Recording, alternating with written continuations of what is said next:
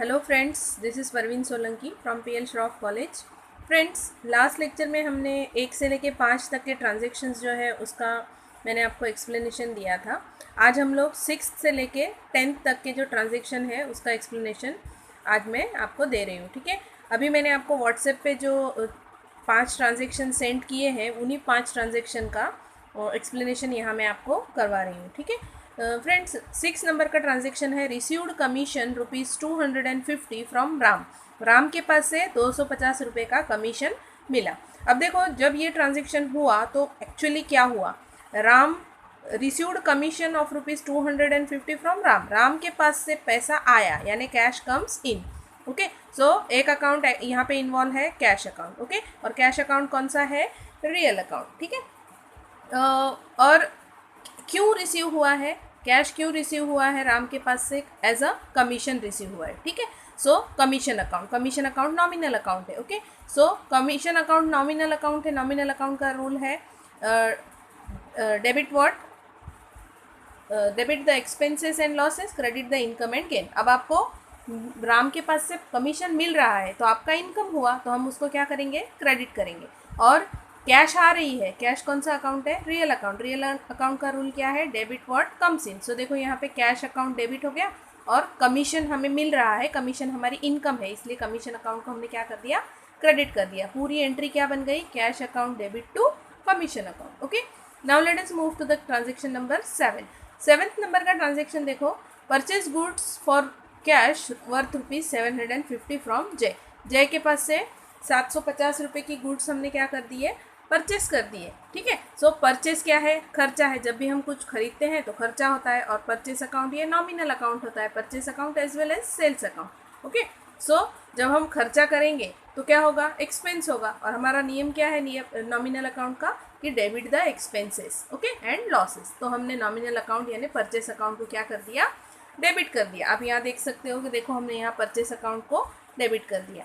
Okay, और जब हम खर्च कर रहे हैं तो हमारे पास से क्या जाएगा? कैश अकाउंट का रियल अकाउंट है और कैश जा रही है, सो क्रेडिट व्हाट गोज आउट। इस नियम के अकॉर्डिंग ये कैश को हमने क्रेडिट कर दिया। सो पूरी एंट्री क्या बन गई? Purchase account debit to cash account. Okay, now let us move to the 8th transaction. देखो फ्रेंड्स, यहाँ पे 8वां ट्रांजेक्शन है जिसके अंदर विड्रॉ ₹500 फॉर पर्सनल यूज़। खुद के पर्सनल खर्चे के लिए 500 रुपये क्या कर रहे हैं? विड्रॉ कर रहा है। ओके, सो कौन विड्रॉ कर रहा है? बिजनेसमैन यानी प्रोप्राइटर विड्रॉ कर रहा है, तो उसी को मिलेगा, है ना। सो ड्रॉइंग अकाउंट, जब भी कोई पैसा निकाला जाता है तो वो ड्रॉइंग अकाउंट होता है। ओके, और वो पर्सनल अकाउंट है। ओके, वो पर्सन यानी वो जो प्रोप्राइटर है, वो बिजनेसमैन है, वो कोई इंसान है, मतलब उसका ये ड्रॉइंग अकाउंट है, तो वो पर्सनल अकाउंट है।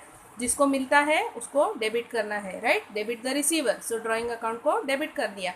अब देखो, बिजनेस में से तो पैसा जा रहा है, कैश जा रही है, so cash goes out. Cash तो रियल अकाउंट है, रियल अकाउंट का नियम क्या है? Credit what goes out, debit what comes in, credit what goes out. So देखो, यहाँ पे कैश अकाउंट को क्रेडिट कर दिया। पूरा ट्रांजेक्शन बन गया drawings account debit to cash account. Okay, now transaction number 9 देखते हैं। देखो यहाँ पे फ्रेंड्स, ट्रांजेक्शन नंबर 9 में क्या लिखा है? Sold goods to Roshan worth ₹1500। Roshan को हम गुड्स बेच रहे हैं, कितने की? 1500 की। तो किसको मिलेगी? जाहिर सी बात है, रोशन को बेच रहे हैं तो किसको मिलेगी? रोशन को ही मिलेगी। रोशन यानी किसी इंसान का नाम, पर्सन का नाम, तो debit the receiver. So Roshan account को डेबिट कर दिया। अब देखो, सेल्स हो रहा है हमारा। ओके, हम जब किसी को कोई चीज़ बेच रहे हैं तो सेल कर रहे हैं, तो क्या होगा? इनकम होगा। सेल या परचेस अकाउंट नॉमिनल अकाउंट होता है। सो नॉमिनल अकाउंट के अंदर सेल अकाउंट तो इनकम का अकाउंट हो गया, और परचेस अकाउंट जो है वो आपका एक्सपेंस होगा। सो यहाँ पे क्या हो रहा है? इनकम हो रहा है। सो नॉमिनल अकाउंट है सेल्स अकाउंट, और इनकम जब होती है तो नियम क्या है नॉमिनल अकाउंट का? कि अगर खर्च होगा तो डेबिट करो, लेकिन इनकम होगा तो क्रेडिट करो। So credit is an income. So यहाँ पे सेल्स अकाउंट को क्रेडिट कर दिया, तो पूरी एंट्री बन गई Roshan's account debit to sales account. Friends, इसी तरह से ट्रांजेक्शन नंबर 10 देखते हैं।